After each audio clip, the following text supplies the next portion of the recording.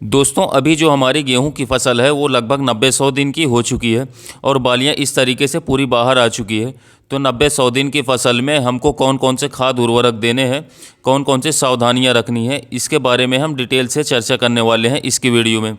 देखिए दोस्तों, अभी तक हमने गेहूँ की फसल में ग्रोथ बढ़ाने के लिए खाद उर्वरक दिए हैं, कल्ले बढ़ाने के लिए खाद उर्वरक दिए हैं, उत्पादन बढ़ाने के लिए खाद उर्वरक दिए हैं, लेकिन लास्ट स्टेज पर हमारे किसान भाई गेहूं की फसल में ध्यान देना बंद कर देते हैं, जो कि हमारी सबसे बड़ी गलती होती है।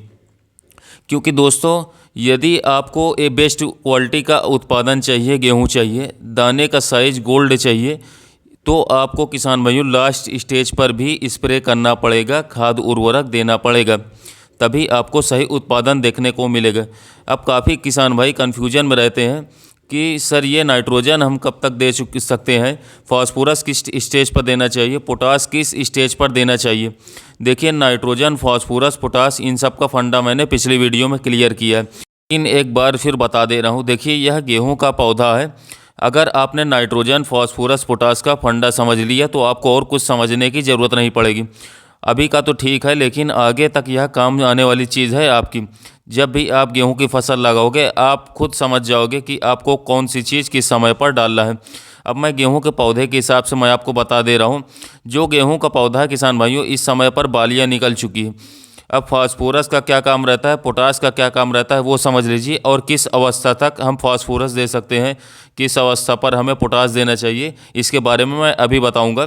बस वीडियो को एंड तक ज़रूर देखिएगा। काफ़ी किसान भाई वीडियो को पूरा नहीं देखते, इसके बाद कमेंट करते हैं कि सर इससे क्या होता है, उससे क्या होता है। आप वीडियो को पूरा देखा करो दोस्तों, इसके बाद ही आपको समझ में आएगा, तभी आपको रिजल्ट 101% गारंटी के साथ रिजल्ट मिलेगा और आपका उत्पादन बढ़ेगा। लेकिन जानकारी पूरी लेकर जाया करें। देखिए, फास्फोरस जो है हम बेसल डोज में देते हैं। अब किसान भाइयों, इसके बाद जो बेसल डोज में दिया है उसकी कहानी अलग है। अब जो फास्फोरस हम देंगे उसका क्या काम है, या जो गेहूं का पौधा है, अगर किसान भाई इसमें फास्फोरस नहीं देते, बाई चांस इस पर हवा चलती है तो यह पौधा गिर जाएगा, क्योंकि यह कमज़ोर है, फास्फोरस इसमें नहीं मिला है। फास्फोरस का क्या काम होता है, पौधे को स्ट्रांग बनाता है, जड़ का विकास करता है। इसके अलावा फास्फोरस का एक और काम है, यह झंडा पत्ती जो आप देख रहे हो, यह झंडा पत्ती का सबसे ज़्यादा रोल होता है गेहूं की फसलों पर, क्योंकि जो प्रकाश संश्लेषण की जो क्रिया होती है वो यहीं से होती है। मतलब जो भोजन बढ़ाने का काम करता है पौधा, वो किसान भाई झंडा पत्ती से ही करता है। यहीं से प्रकाश संश्लेषण होता है और इसी से पौधा पौधा भोजन बनाता है। तो इसका सबसे ज़्यादा ध्यान हमें रखना है, और ये हरी भरी लगा बनाने के लिए किसान भाई फास्फोरस और पोटास ज़रूर देना पड़ेगा। और यह हरी भरी कब तक रहनी चाहिए किसान भाई, लास्ट स्टेज तक, जब तक हमारी गेहूं की फसल पूरी तरीके से पक नहीं जाती। अगर इसमें कोई भी डैमेज होती है या किसी भी कारणवश यह पत्ती झंडा पत्ती बेकार होती है, तो यहाँ से भोजन नहीं बनेगा किसान भाइयों, पौधा भोजन नहीं बना पाएगा, और उस कंडीशन में पौधा कमज़ोर हो जाएगा। और पौधा जो कमज़ोर होगा तो यह जो बाली है किसान भाई दिख रही है, पूरी तरीके से पक नहीं पाएगी। अभी तक तो यह मिल्किंग स्टेज पर नहीं थी, मतलब 120-25 दिन किसान भाइयों, कोई अर्ली वैरायटी है तो पक जाएगी, लेकिन जो लेट वैरायटी है उनमें किसान भाई लगभग 130, 35, 140 दिन तक ऐसे लेट वैरायटी पकती है, तो उनमें आपको बहुत ज़्यादा ध्यान देने की आवश्यकता है। तो यह झंडा पत्ती का विशेषकर ध्यान रखें।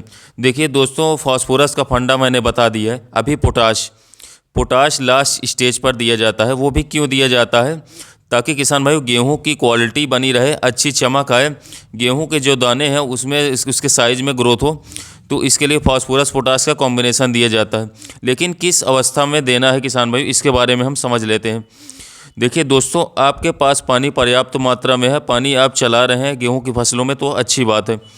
पानी यदि आप चला रहे हो तो आपको किसान भाइयों 60 से 75 दिन के अंदर 05234 का छिड़काव करना है, जिसमें 52% फास्फोरस होता है और 34% पोटाश होता है।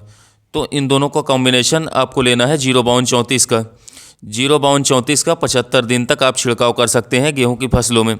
अब इसके अलावा 60 दिन के बाद नाइट्रोजन का आपको बिल्कुल भी छिड़काव नहीं करना। देखिए, नाइट्रोजन को क्यों मना कर रहा हूँ कि गेहूं और धान में नाइट्रोजन की सबसे ज़्यादा ज़रूरत पड़ती है। और किसान भाइयों, गेहूं में बुआई के समय आप नाइट्रोजन को देते हैं, पहले पानी में हम नाइट्रोजन देते हैं, दूसरे पानी में हम नाइट्रोजन देते हैं, इसके बाद नाइट्रोजन का कोई काम नहीं बचता। अब जब नाइट्रोजन पौधे को लेनी है, वो कहाँ से लेगा, मिट्टी से।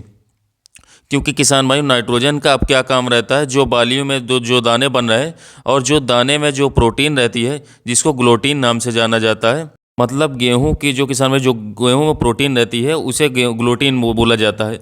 तो ग्लूटीन में नाइट्रोजन का योगदान रहता है। तो नाइट्रोजन पौधा खुद ब खुद मिट्टी से ले लेता है, आपको ऊपरी छिड़काव करने की कोई आवश्यकता नहीं है।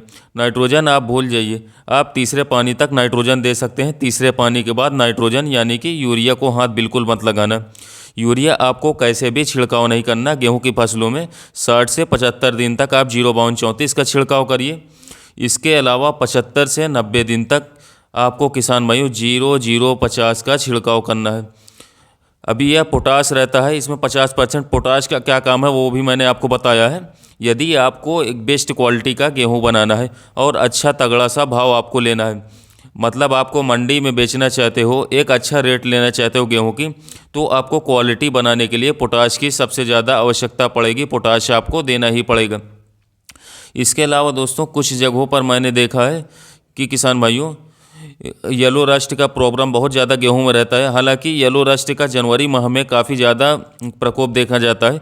आपको सिंपली क्या करना है, पहले तो आप अपनी गेहूं की फसल को अच्छे से निरीक्षण करिए कि कहीं हमारी गेहूं की फसल में कोई रोग तो नहीं है। देखिए लास्ट स्टेज पर कोई रोग लगता है तो बहुत ज़्यादा गेहूं की फसल को डैमेज कर जाता है, बहुत ज़्यादा नुकसान होता है। क्योंकि अभी तक जो हमने खर्च किया है वो तो सही है, लेकिन अब अगर लास्ट स्टेज पर हमारी गेहूं की फसल बर्बाद होती है तो उसमें हमारा ही नुकसान होता है। तो सबसे पहले तो डेली विजिट करिए अपनी गेहूं की फसल में कि कहीं कोई रोग तो नहीं है, कुछ है तो नहीं किसान भाइयों, कहीं कोई पौधा मुरझा तो नहीं रहा है। और सबसे ज़्यादा ध्यान देने वाली बात या किसान भाई यह तो है, झंडा पत्ती स्वस्थ है कि नहीं स्वस्थ, हरी भरी है तो पौधा स्वस्थ है। बस इतना समझ लीजिए, झंडा पत्ती अगर स्वस्थ है तो पौधा हरा भरा है और वो किसान भाइयों काफ़ी शानदार रहेगा, तो पौधे को कोई प्रॉब्लम नहीं। लेकिन अगर इसमें डैमेज है तो प्रॉब्लम है। तो यही सब आपको छिड़काव करना है किसान भाइयों। बाकी अदरवाइज़ आपको कोई भी टॉनिक वॉनिक लेने की ज़रूरत नहीं है, क्योंकि लास्ट स्टेज है। ये तो आपको पता होगा कि जितना खर्च उतना मुनाफा। हालांकि सही है, लेकिन किसान भाई एक लिमिट में यदि आप खर्च करते हो तो वो सही है।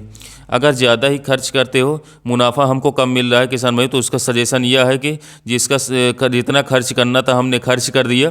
शुरू से आखिरी तक हमारे किसान भाई बेसल डोज में खाद उर्वरक देते हैं। पहले पानी में खाद उर्वरक देते हैं, दूसरे पानी में खाद उर्वरक देते हैं। Zinc, manganese, magnesium, iron, sulphur, calcium, इन सब की ज़रूरत पड़ती है। माइक्रो न्यूट्रिएंट्स की ज़रूरत पड़ती है, सब हम दे चुके हैं। अब कुछ भी ज़रूरत नहीं है, सिर्फ फास्फोरस और पोटाश का फंडा जो कि मैं समझा चुका हूँ, सिर्फ इन्हीं की ज़रूरत पड़ती है लास्ट स्टेज में। और अन्य खाद उर्वरक आपको कुछ नहीं देना। तो किसान भाइयों आप इस तरीके से अपनी गेहूं की फसल में स्प्रे करेंगे और इन सुझावों का ध्यान देंगे तो किसान भाइयों मैं आशा करता हूं कि आपकी गेहूं की फसल काफ़ी शानदार रहेगी। गेहूं की फसल से जो आने वाली पैदावार है काफ़ी दमदार मिलेगी। बालियों में अधिक से अधिक दानों का भराव होगा और आपकी गेहूं की फसल से मोटे लंबे चमकदार दाने आएंगे, जिससे कि आपको अपने गेहूँ की शानदार मंडी भाव देखने को मिलेगा। धन्यवाद किसान भाई, मिलते हैं नए वीडियो में नए टॉपिक के साथ।